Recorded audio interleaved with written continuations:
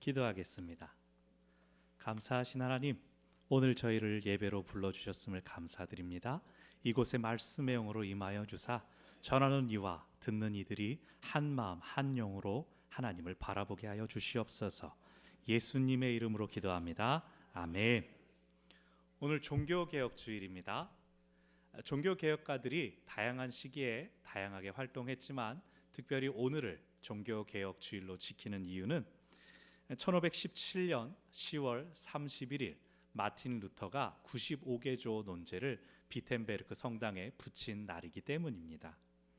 이 일로 루터가 파문을 당하면서 반교황 세력의 구심점이 되었습니다. 종교적일 뿐 아니라 정치적인 구심점이 되면서 루터의 어떤 질문에 대하여 사람들이 마음을 많이 모았죠.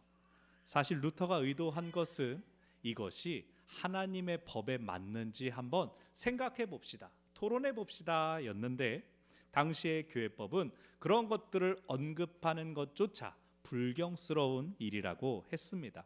예를 들면 대표적인 게 면죄부라고 할 수 있죠. 이 땅에서 면죄부 값을 지불해서 금화가 딸랑 소리가 나는 순간 연옥에 있는 우리 사랑하는 부모님의 영혼이 천국으로 샥 옮겨질 것이다. 루터는 사제 서품을 준비하면서 이게 정말 성경적입니까? 한번 이야기해 봅시다 라고 말을 했었죠. 루터 이후로 또 많은 교회개혁, 종교개혁의 목소리들이 힘을 얻게 되어서 오늘날 우리들의 이르기까지 바른 믿음, 바른 교회를 추구하는 이들이 개혁교회의 역사를 써오게 되었습니다. 그러니 오늘 우리는 하나님의 법을 따르는 사람들입니다. 우리는 하나님 나라 백성이라는 영적인 정체성을 가지고 하나님의 뜻, 하나님의 법을 따라 사는 사람들입니다. 오늘 우리가 종교개혁 주일이자 성례 주일로도 지킵니다. 성찬을 나누고 또 설교 후에는 바로 세례 예식과 또 입교 예식을 가지게 될 것입니다. 우리 사나가 어제 문답할 때도 제가 하는 말에 꼭 자기가 대답을 하고 싶어서 말을 하더니 오늘도 말하고 싶어서 설교 중에는 사무실에 올라갔다 내려오셔도 됩니다. 사랑하는 여러분, 오늘 예배와 예식을 통하여서 하나님의 법 안에서 하나됨을 경험하는 우리 모두가 되기를 바랍니다. 법은 한 공동체의 질서를 위해서 반드시 필요합니다. 최소한의 합의가 그 공동체를 규정해 주죠. 때로는 공동체를 떠나 있는 구성원이 있을 때 법은 그 구성원을 따라갑니다. 예를 들면 외교관은 어떻습니까? 외교관의 차량은 그 나라의 번호판을 따라가지 않습니다. 때로는 용무로 인하여 교통법규를 위반해도 그냥 모른 척 눈 감아줍니다. 그 나라 법에 얽매이지 않습니다. 이것을 면책특권이라고 하죠. 그래서 그러한 책임으로부터, 그 간 나라의 법으로부터의 책임을 면하는 대신 더 많은 헌신과 또 수고, 봉사가 요구됩니다. 우리도 이 땅을 살아감에 있어서는 대한민국 국민으로 살아가지만 우리의 영적인 정체성, 하나님 나라 백성이라고 하는 그 특권이 우리들에게 있습니다. 우리 특권이 있기 때문에 우리가 하나님께 기도할 수 있습니다. 우리가 이 땅에 발붙이고 살아가지만 하나님께 우리의 사정을 아를 수 있는 특권이 있습니다. 그 특권과 함께 우리가 예배를 지켜야 합니다. 우리 문답 때 들으셨던 것처럼 세례교인은 성찬에 참여할 수 있고 또 공동의회의 구성원이 됩니다. 그리고 세례교인의 의무가 무엇입니까? 예배와 헌금 생활과 또 치리에 복종하는 것이죠. 교단법은 의무에 대해서 최소 한도로 이렇게 규정해 놓았지만 우리가 언제나 기억해야 될 하나님의 법은 하나님의 말씀대로, 성경대로 사는 삶입니다. 하나님께서 이미 오래전에 하나님의 법대로 살라고 한 나라를 일으키셨습니다. 이스라엘이었습니다. 이스라엘은 나라가 세워지기 전에 이미 법을 받았습니다. 바로 하나님의 법, 율법입니다. 율법을 통하여 이스라엘은 하나님의 백성이라는 정체성을 이 땅 가운데 드러내고 또 그것을 지키는 것을 통해 그 세상과 구별될 것을 요구받았습니다. 율법의 핵심은 거룩함입니다. 거룩함은 구별됨입니다. 구별됨이라는 건 크게 어렵지 않습니다. 많은 사람들은 이 주일 오전 시간을 좀 더 자거나 놀거나 자신을 위한 시간에 사용합니다. 학생들 같은 경우는 학원을 가거나 혹은 운동을 하거나 자신을 위하여 이 시간들을 사용합니다. 모든 사람들이 자신을 위하여 사용하는 이 시간을 우리는 구별하여서 하나님께 예배하러 나옵니다. 이 날이 일요일이 아니라 주님의 날로 우리가 고백합니다. 남들과 다른 것, 그것이 구별됨입니다. 하나님 왜 예배합니까? 하나님께서 우리를 지으셨기 때문입니다. 하나님께서 우리를 지으셨을 뿐만 아니라 아들을 보내셔서 우리의 죄를 담당하게 하셨습니다. 그렇기 때문에 우리는 하나님께 생명을 2번 받았습니다. 처음 우리를 지으실 때 우리에게 생명을 주신 하나님, 우리가 죄로 인해 하나님으로부터 멀어졌을 때 우리에게 또 다시 생명을 주사 우리를 살려주셨습니다. 더 놀라운 건 2번째로 받은 생명은 영원한 생명이라는 것입니다. 우리가 물건을 사게 되면 소유권을 가집니다. 소유권을 가진다는 것은 내 마음대로 그것을 지지고 볶든지 깎고 만들든지 으깨든지 내 마음대로라는 뜻입니다. 우리가 죄의 종으로 있었을 때 하나님께서 우리를 사시기 위해 무엇을 지불하셨습니까? 예수님을 지불하셨습니다. 그럼 우리의 가격은 얼마라고 할 수 있습니까? 한화 기준으로 우리의 가격은 예수원입니다. 예수원. 멋있죠? 하나님의 소유가 된 사람들, 하나님께서 값주고 사신 사람들, 우리가 모여서 함께 예배하며 감사하며 하나님을 경배하는 것이 바로 이 주일이고 우리 교회입니다. 그러니 여러분, 이 구별됨을 힘써 지키시기 바랍니다. 어떻게든 예배 시간을 지키시고 우리의 하나님께, 우리의 주인이신 하나님께 집중하시기를 바랍니다. 자, 이제 오늘 말씀을 보겠습니다. 북이스라엘 지방 중에서도 이스라엘 평원이라는 비옥한 땅이 있었습니다. 아합은 그곳에 별장 같은 별궁을 지어서 푸릇푸릇한 계절을 즐겼습니다. 그런데 별궁 가까이에 보니 아름다운 포도원이 있었습니다. 그 주인 나봇을 찾아가서 여기 너무나 좋은 포도원이 있구나. 이 포도밭을 나한테 값을 받고 팔아라. 내가 이곳에 텃밭을 좀 갖고 와야겠다라고 말을 합니다. 그런데 나봇이 나는 팔지 않겠습니다. 왜냐하면 조상들로부터 물려받은 땅이며 하나님께서 땅을 팔지 말라고 하셨기 때문입니다 라고 왕에게 대답합니다. 율법은, 하나님께서 주신 율법에는 땅 거래가 금지되어 있습니다. 그것은 하나님께서 온 땅의 주인이시라는 것을 밝히는 것입니다.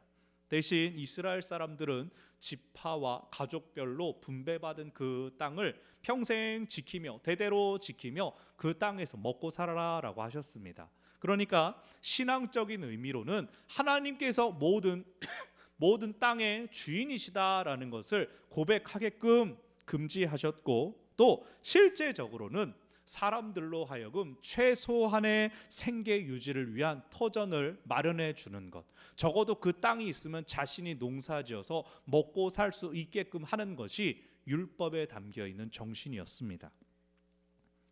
아합은 왕입니다. 하지만 왕 위에 하나님이 계십니다.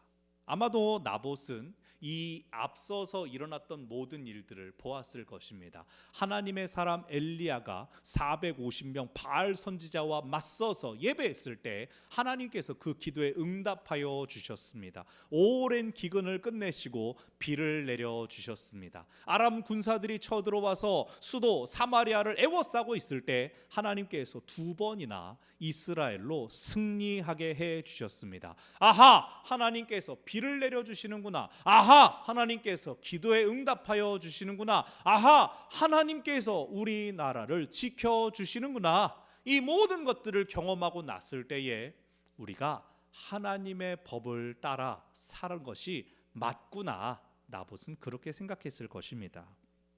그러나 아합은 자기가 왕이면서도 자기가 그 일을 가장 최앞서서 보았음에도 불구하고 율법을 지키기보다, 율법을 기억하기보다 남의 땅 사들여서 자기가 가끔 볼 채소 키울 밭 어떻게 구할 수 없나, 이것만 생각하고 있었습니다.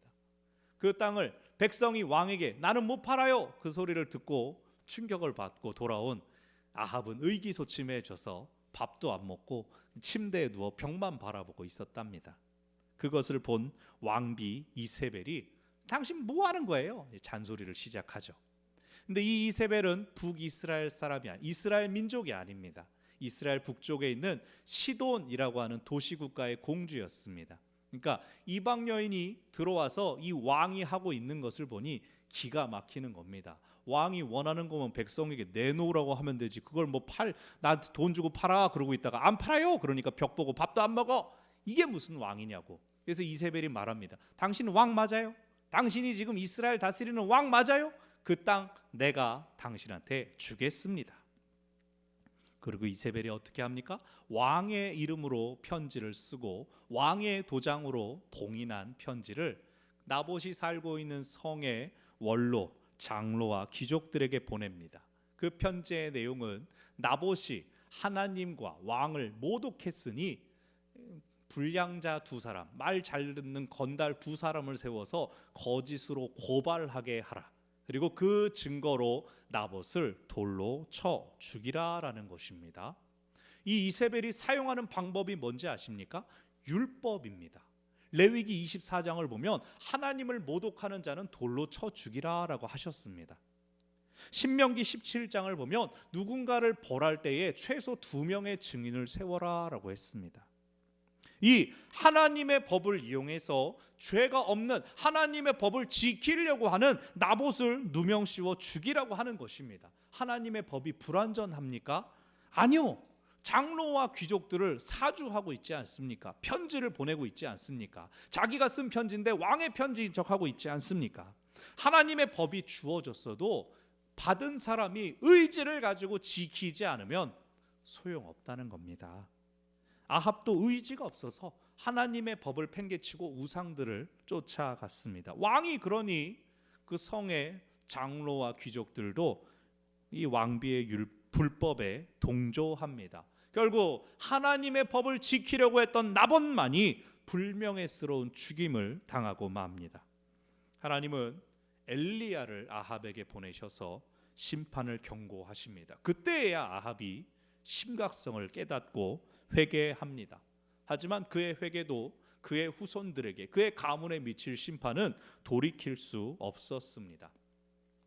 오늘 세례교인 그리고 입교인이 되는 여러분은 하나님과 온 성도 앞에서 나 앞으로 하나님의 법을 따라 살겠습니다 라고 서원하고 다짐하게 됩니다.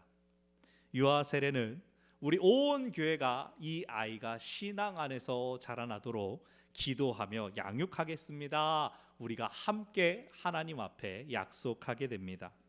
또 이 성찬은 우리 각자가 이미 한 그 약속들을 확인하고 기념하는 것입니다. 성도, 그리스도인은 하나님의 법 아래에서 살아갈 때에만 본 정체성을 유지할 수 있습니다. 하나님의 법은 이곳 교회 안에만 있는 것이 아니라 우리의 모든 삶을 주장하고 이끌어 갑니다. 하나님의 법을 따르는 사람들은 구별된 삶을 삽니다. 세상과 구별되지 않는, 세상 사람들처럼 말하고 생각하고 행동하는 것은 하나님의 법을 따라 사는 것이라고 할 수 없습니다. 초대교회에서 그리스도인이 된다는 것은 죽음을 감수하는 것이었습니다. 그것이 사회적인 상징적인 죽음뿐 아니라 실제적인 죽음을 감수하는 것이었습니다. 기독교가 로마의 국교가 되기 전 300년 가까운 시간 동안 그리스도인들은 그들의 신앙 때문에 세상의 비난을 오롯이 받아야 했습니다. 너희는 한 신만 믿느냐? 너희는 어쩜 그렇게 배타적이고 이기적일 수가 있느냐?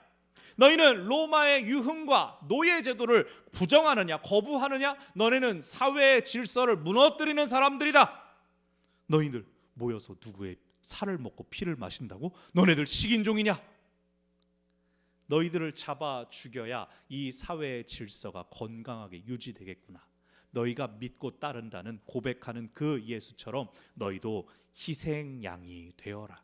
그리스도인들이 핍박당하고 고난당하고 잡혀 목숨을 잃었습니다. 그런데 놀랍게도 그들은 자기 목숨을 버리면서까지 그 순결과 희생을 지켜나갔습니다. 그 모습을 통하여 오히려 그리스도인 되는 사람들이 더욱 늘어났습니다. 하나님의 법을 자신의 목숨을 버리면서까지 지킨 그들에 의하여서 영원한 생명으로의 참여가 더욱더 늘어났습니다.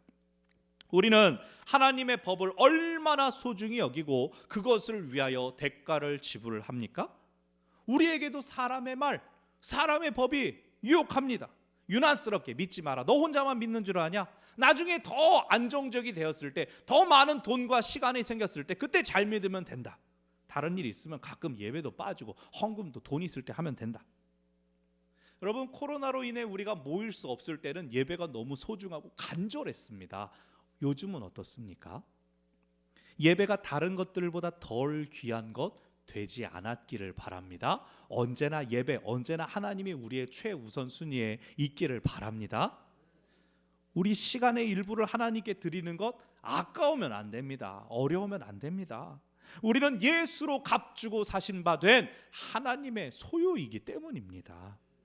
나봇이, 성경에 나오는 나봇이 당시에는 거짓 누명을 쓰고 죽었을지언정 하나님의 말씀은 길이 그가 옳았다, 그가 의로웠다라는 것을 오늘날 증거해 줍니다. 우리도 오늘 하나님의 법을 따라 살 때 하나님께서 우리의 옳음을 드러내실 것입니다. 오늘 성예식을 통하여서 그러한 결단이 하나님께 올려지기를 바랍니다. 말씀을 정리합니다. 여러분 잘 아시는 이야기 하나 드리겠습니다. 남북전쟁 때, 미국의 남북전쟁 때 치열한 전투가 벌어졌습니다. 총알이 빗발치는 가운데 서로가 서로를 향하여 총을 막 쏘고 부상병들이 부르짖는 가운데 한 북군 병사가 그 빗발치는 총알을 뚫고 부상병들을 찾아 치료해 주었습니다. 지혈을 하고 또 다른 환자를 찾아가고 또 다른 병사를 찾아갔습니다. 근데 남군과 북군, 적과 아군을 가리지 않고 다 치료해 주는 겁니다. 한 병사가 물어봤습니다. 당신은 누구길래 적군이나 아군이나 다 치료해주고 다니는 겁니까? 그랬더니 이 병사가 대답했습니다. 나는 크리스찬입니다. 그리고 또 다른 환자를 향해 달려갔습니다. 우리는 그리스도인입니다. 우리는 하나님의 법을 따라 사는 사람들입니다. 기도하겠습니다. 거룩하신 하나님 아버지, 오늘 우리가 말씀을 통하여 하나님의 법을 따르는 것을 확인하고 또 성예식을 통하여서 하나님의 법대로 사는 것을 우리 가운데 다시금 확증하기를 원합니다. 진행되는 모든 예식 가운데 하나님께서 저희를 인도하시고 돌보아 주시옵소서. 세례 예식과 또 입교식 가운데 함께 하시고 또 성찬을 통해 주와 연합되는 것을 경험하는 저희들이 되게 하여 주시옵소서. 예수님의 이름으로 기도합니다. 아멘.